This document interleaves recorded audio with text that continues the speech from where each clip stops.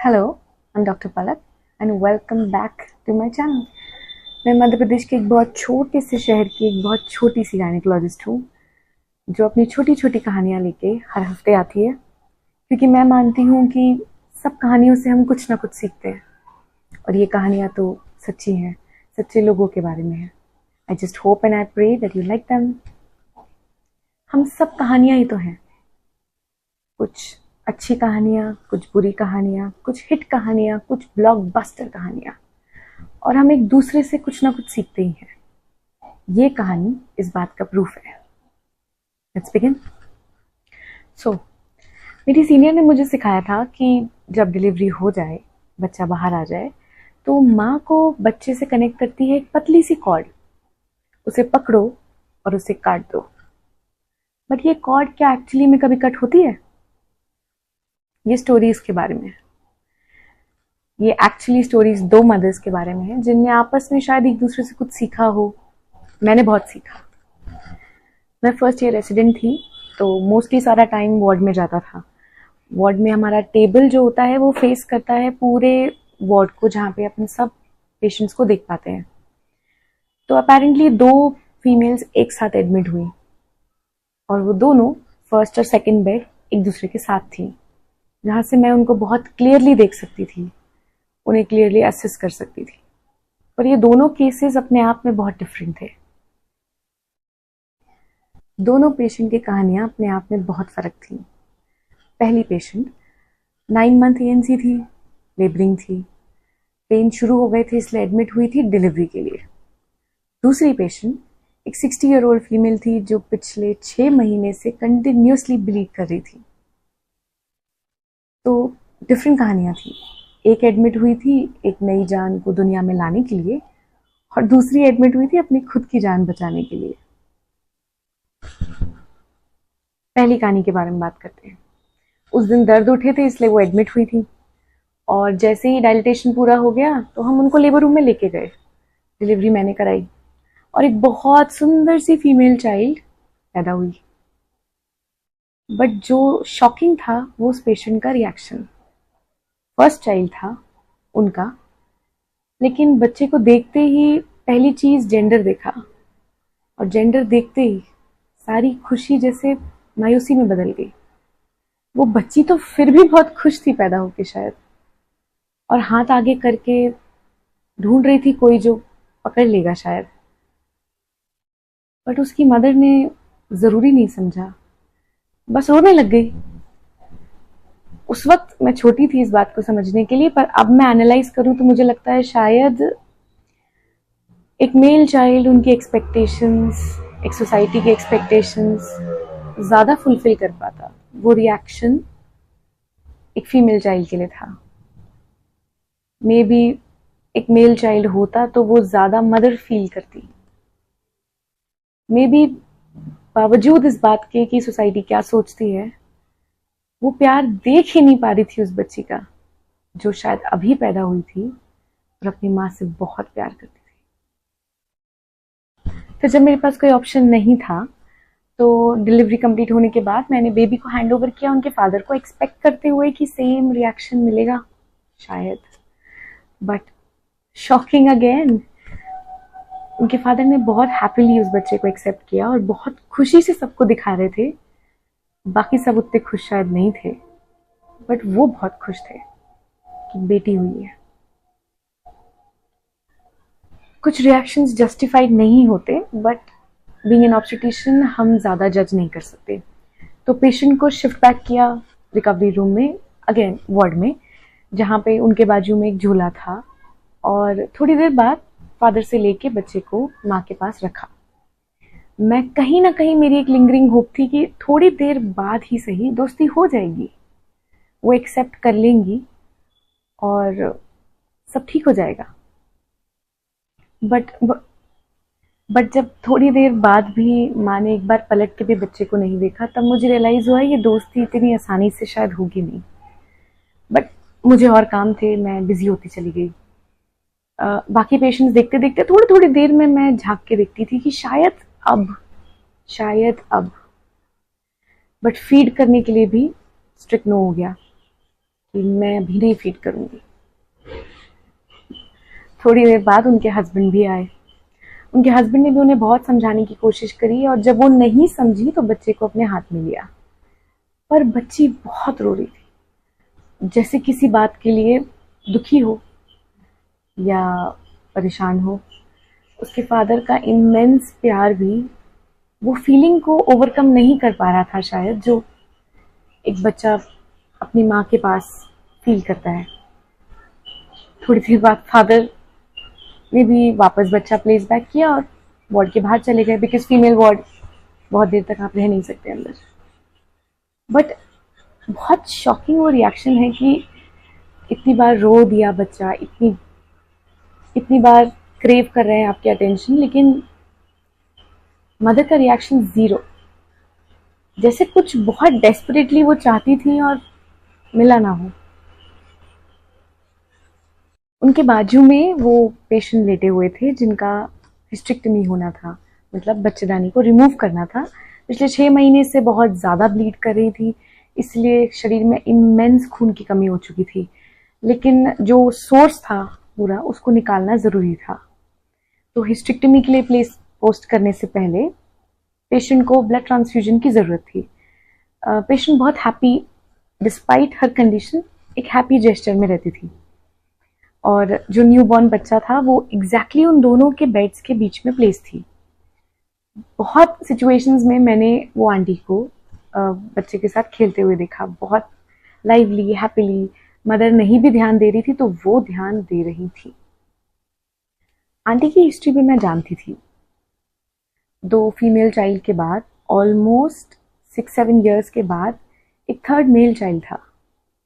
जज तो नहीं कर रही, बट देखकर आप प्रिडिक्ट कर सकते हो कि इन द पास्ट शायद वो भी उस थॉट से वो हुई हूं कि male child is a necessity.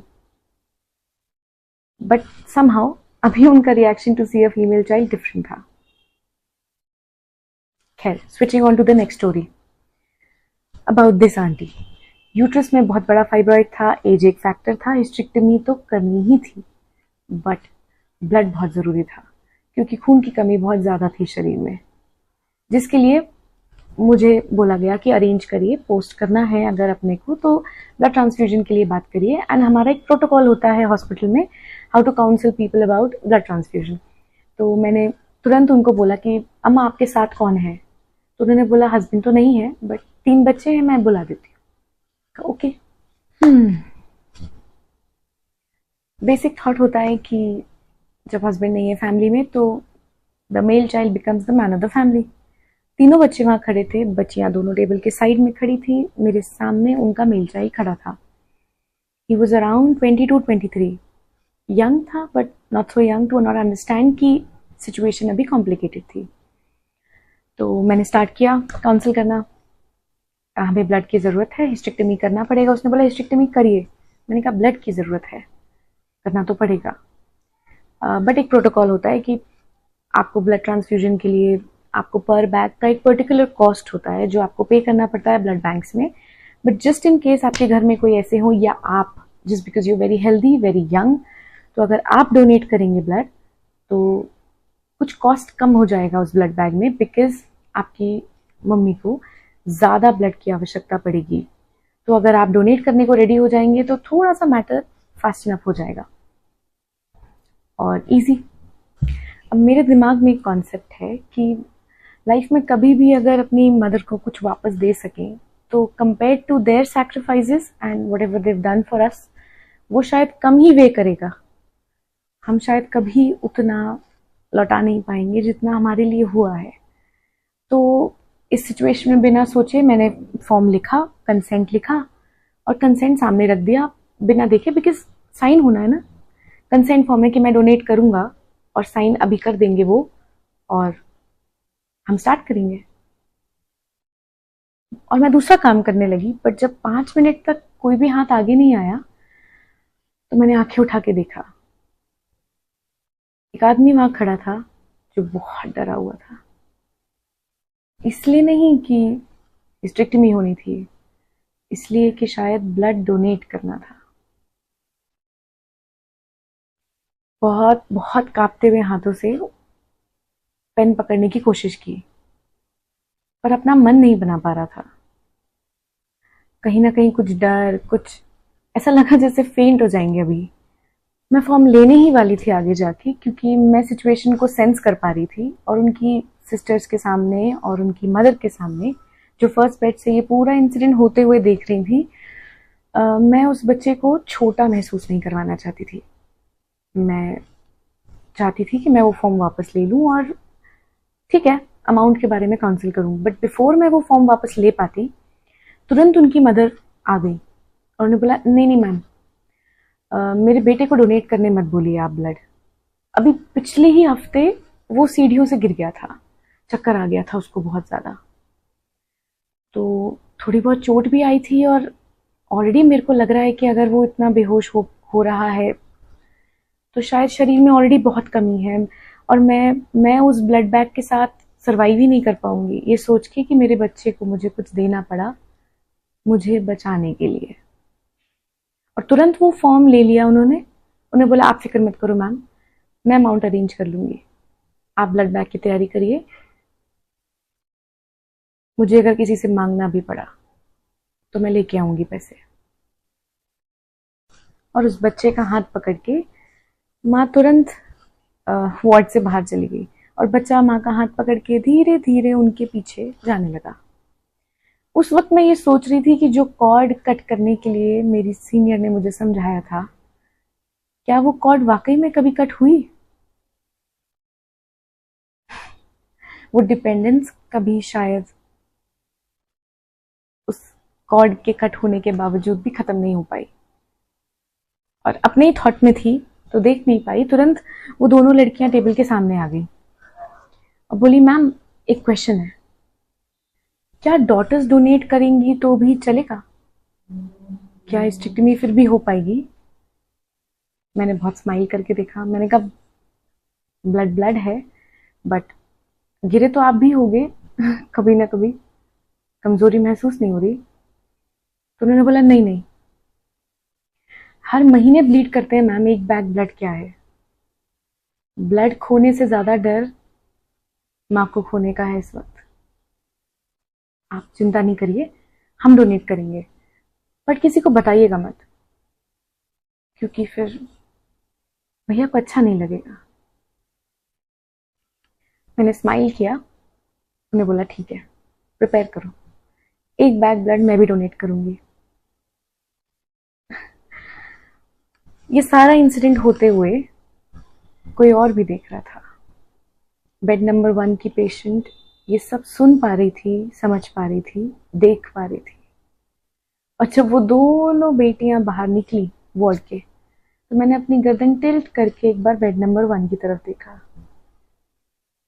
और मैंने उनके चेहरे पर वो शॉक देखा, वो एम्बैरेसमेंट देखी, जैसे कि कुछ सच दिख गया हो, जैसे कुछ समझ आ गया हो। जैसे मैंने स्टार्टिंग में कहा था, हम सब एक दूसरे की कहानियों से कुछ सीखते ही हैं, हम सब कहानियां ही तो हैं। उन्होंने उस दिन शायद उस कहानी से कुछ सीखा, जिससे वो बहुत एम्बैरेस थी। और मैं फिंगर्स क्रॉस करके बैठी थी कि शायद शायद अब वो समझ पाए कि बच्चा बच्चा होता है, इससे कोई फर्क नहीं पड़ता कि वो बेटा है या बेटी, बच्चा बच्चा होता है। अगले दिन जब कुछ केस पोस्ट होता है तो जनरली हम रात को वार्ड में राउंड लेते हैं, देखने के लिए कि सब प्रिपरेशन डन है कि नहीं। एंड उस दिन काफ़ी लेट नाइट हो चुका था, अराउंड 10-10:30 था, और मैं अपना राउंड लेने गई। जब एकदम बेड नंबर 3 के बाजू में खड़े होकर राउंड ले रही थी, मैं बेड नंबर 1 और 2 को बात करते हुए सुन पा रही थी। बेड नंबर 1 ने बड़े कंसर्न तरीके से बोला कि आंटी, उसके आपके अंदर जीवित रहने के लिए आप ही तो ब्लड बैग थे और आपने एक एक बूंद खोया है क्योंकि वो जी सके। फिर भी आपको नहीं लगा कि आज कुछ गलत हुआ?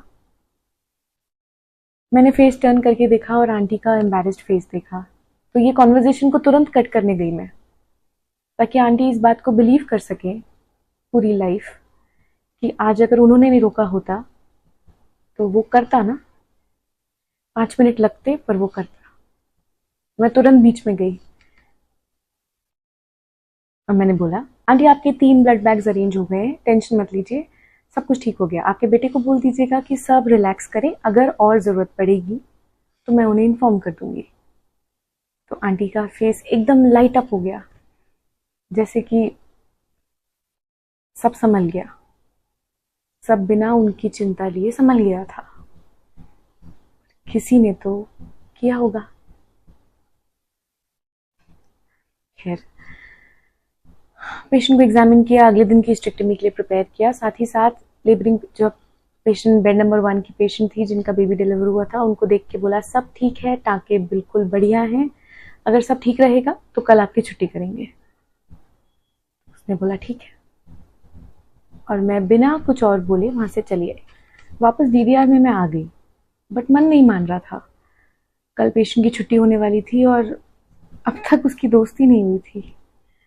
मुझे लगा मैं एक बार और वापस जाती हूँ, शायद उन्हें समझाने की कोशिश करती हूँ कि एक मौका अपनी बेटी को भी दे।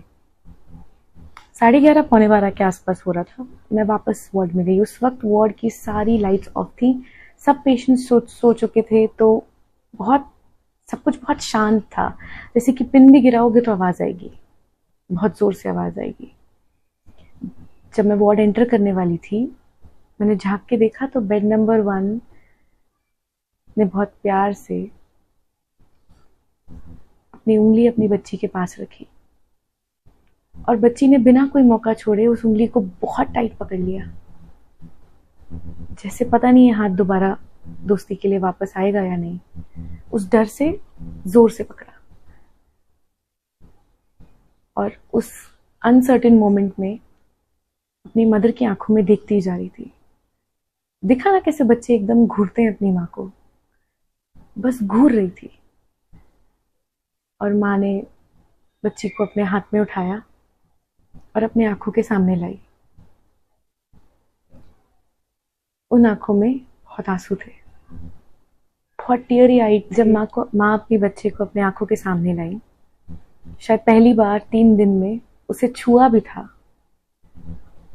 उन आंखों से बहुत ज्यादा सॉरी बोला है। और उस बच्ची ने हंसते हुए हाथ आगे किया, माँ की नाक पकड़ी और फॉरगिव कर दिया। फिर बहुत रोए, दोनों बहुत रोए। उस अंधेरे में एक औरत का जन्म हुआ, और मैं वहां थी विटनेस करने के लिए। तो उस दिन मुझे रियलाइज हुआ कि शायद हम सब कहानियां हैं, हम एक दूसरे की कहानियों से सीखते हैं, समझते हैं। हम सब एक्टर्स हैं शायद, एक बहुत बड़ा सा रंगमंच है ये, और हम सब actors.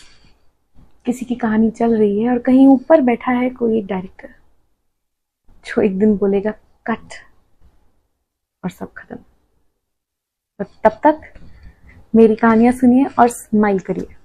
Thank you so much for watching and I hope you liked it. So please like, subscribe and share. Thank you so much. Bye bye.